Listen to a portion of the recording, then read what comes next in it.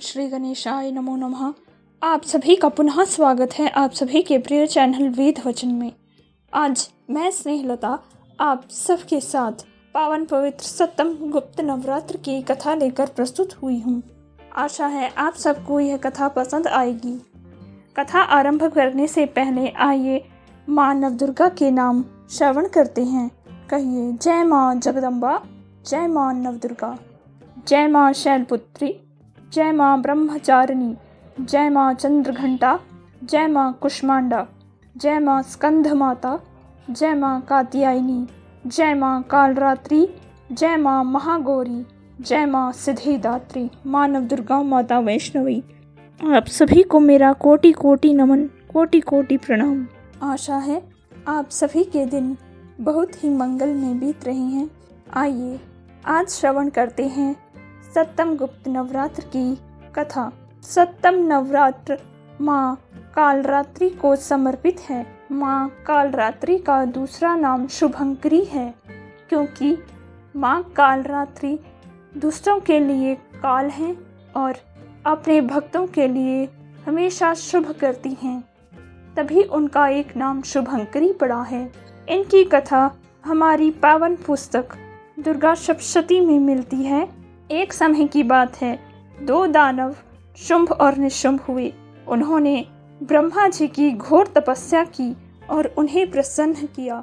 भगवान ब्रह्मा उनकी तपस्या से प्रसन्न होकर वहां प्रकट हुए और उन्हें कहा, पुत्र, मैं तुम्हारी तपस्या से प्रसन्न हूँ, मांगो, क्या वरदान मांगते हो। तब शुंभ और निशुंभ ने भगवान ब्रह्मा जी से वरदान मांगा कि इस पूरी सृष्टि में हमें कभी कोई ना हरा सके, हमारी मृत्यु हो तो केवल किसी स्त्री के हाथों। उन्होंने यह वरदान इसलिए मांगा था क्योंकि वह समझते थे कि जब हमारा वध कोई कर ही नहीं सकेगा, ना कोई देव, ना दानव, ना गंधर्व, तो स्त्री तो बहुत ही कोमल होती है, उनमें मुझे मारने की शक्ति कहाँ होगी। उनको कोमल जानकर शुंभ निशुंभ ने गलती की और ऐसा वरदान पाकर अब शुंभ और निशुंभ स्वर्गलोक पर आक्रमण करते हैं और देवों के स्वर्ग पर आक्रमण कर देवों को स्वर्ग से निकाल देते हैं और अपना आधिपत्य वहां बना लेते हैं। यह देख इंद्रदेव चिंतित हो जाते हैं। वह ब्रह्मा जी के पास जाते हैं और कहते हैं, ब्रह्मा जी, आपने शुंभ निशुंभ को ऐसा वरदान क्यों दे दिया, अब हम देवों की रक्षा कैसे होगी। इस पर भगवान ब्रह्मा सभी देवी देवताओं को संग लेकर भगवान विष्णु की शरण में जाते हैं। तब भगवान विष्णु सभी देवों को याद दिलाते हैं कि देवताओं, आप सभी घबराओ मत। भगवती माँ हमें वचन देकर गई हैं कि जब भी हम पर कोई विपदा आएगी तो और जब भी हम उन्हें स्मरण करेंगे तब वह हमारी विपदा को दूर करने अवश्य आएंगी। तो हमें भगवती माँ का ध्यान करना चाहिए, उनकी पूजा करनी चाहिए। उसके बाद सभी देवी देवता माँ भगवती का स्मरण कर उन्हें पुकारते हैं। देवताओं की करुण पुकार सुनकर भगवती माँ वहाँ प्रकट होती हैं। वह कहती हैं, देवताओं, मैं तुम्हारे दुख से परिचित हूँ, तुम घबराओ मत, मैं तुम्हारे दुख का निवारण अवश्य करूँगी। शुंभ निशुंभ का वध मेरे ही हाथों होगा। इसके पश्चात माँ जगत जननी हिमालय पर एक सुंदर कन्या का रूप बनाकर विचरण करने लगती हैं। एक दिन शुंभ निशुंभ के सेनापति धूम्रलोचन हिमालय की ओर आते हैं। वह माता के अति सुंदर रूप को देखकर मोहित हो जाते हैं और जाकर शुंभ निशुंभ को बताते हैं, महाराज, आज हमने हिमालय पर अति सुंदर स्त्री को देखा है। वह स्त्री बहुत ही सुंदर है, तीनों लोकों में उसके समान कोई और सुंदरी नहीं है।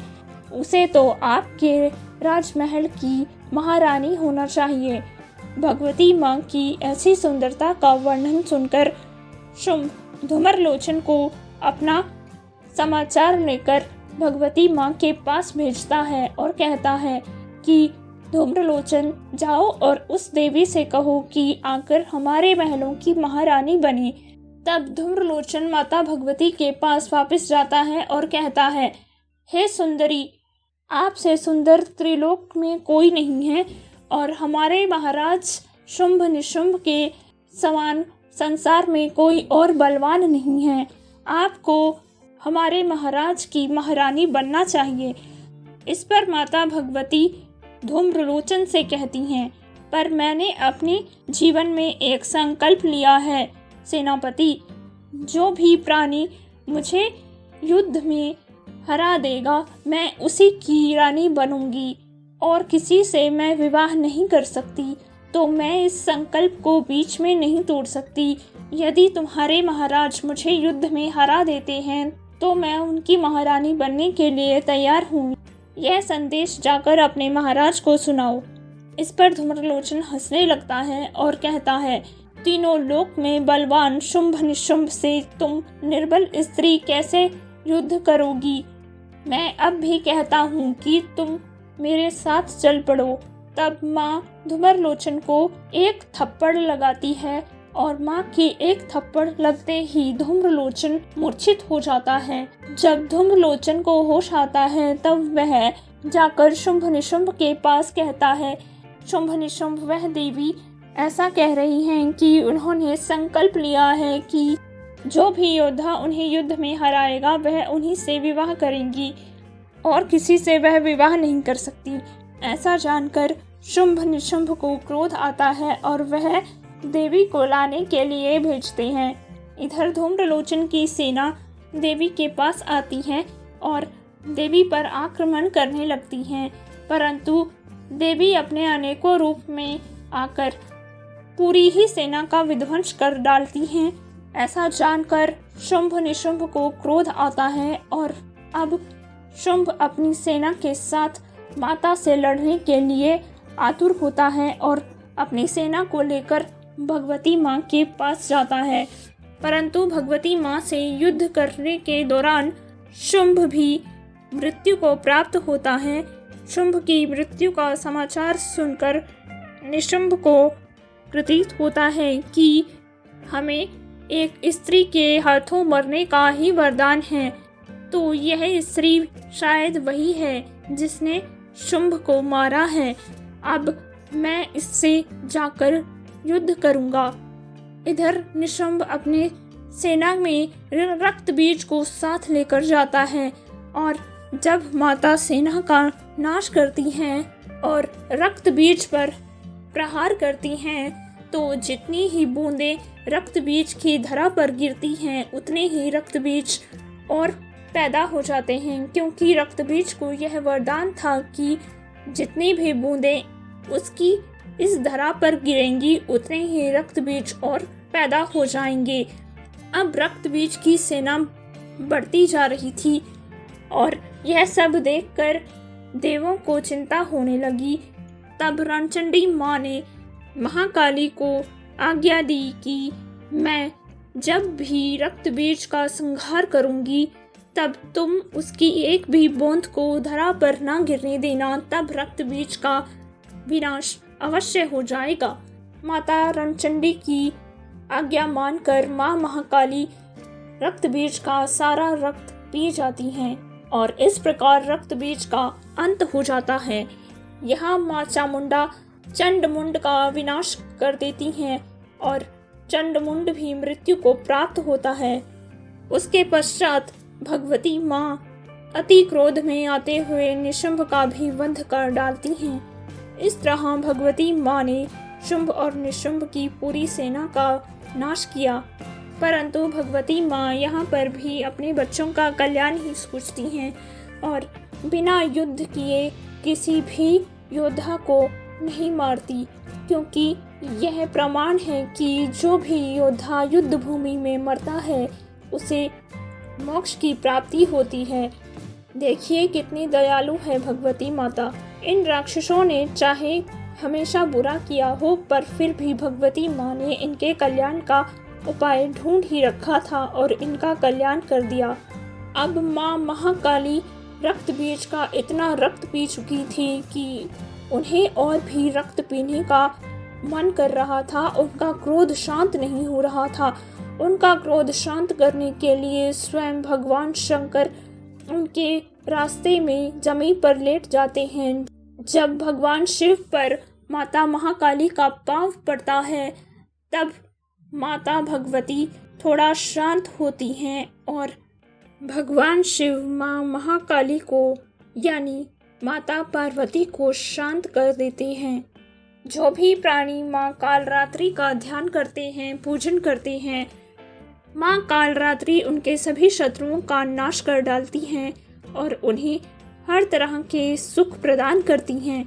दूसरों के लिए महाकाल है महाकाली और अपने भक्तों के लिए शुभंकरी हैं माँ महाकाली। माँ कालरात्रि की पूजा सप्तम नवरात्र पर की जाती है। इस दिन भक्त माँ कालरात्रि के दर्शनों के लिए मंदिरों में जाते हैं, उन्हें प्रणाम करते हैं और उनके श्री चरणों में प्रसाद रूप में नारियल, ध्वजा, चुनरी, फल, फूल भेंट लेकर जाते हैं। जिसकी जितनी श्रद्धा है वह उतना सब माँ को चढ़ाते हैं और माँ सच्चे मन से उसे स्वीकार कर भक्तों की हर मनोकामना पूर्ण करती हैं। यह थी पावन पवित्र सप्तम गुप्त नवरात्र की पावन कथा। आशा है आप सबको माँ कालरात्रि की यह कथा पसंद आई हो। मैं प्रार्थना करती हूँ माँ कालरात्रि आप सभी की सभी मनोकामनाएं शीघ्र अतिशीघ्र पूर्ण करें और आपके सभी शत्रुओं का नाश करें। विश्व का कल्याण करने वाली माँ कालरात्रि आपकी सभी मनोकामनाएं पूर्ण करें। आप सभी को सप्तम गुप्त नवरात्र की हार्दिक शुभकामनाएं। यदि आप सभी को यह वीडियो पसंद आई हो तो अपने चैनल को सब्सक्राइब व लाइक करना ना भूलें। आप सभी के लाइक्स व सब्सक्राइब हमें अच्छे से अच्छे वीडियो बनाने के लिए प्रेरित करते हैं और आप सभी का साथ हमें हमारे कार्य को करने के लिए प्रेरित करता है। आप अपना खूब ध्यान रखें। आपका दिन मंगलमय हो। जय माँ जगदम्बा, जय माँ नवदुर्गा, जय जय श्री राधे। सत्य सनातन धर्म की जय।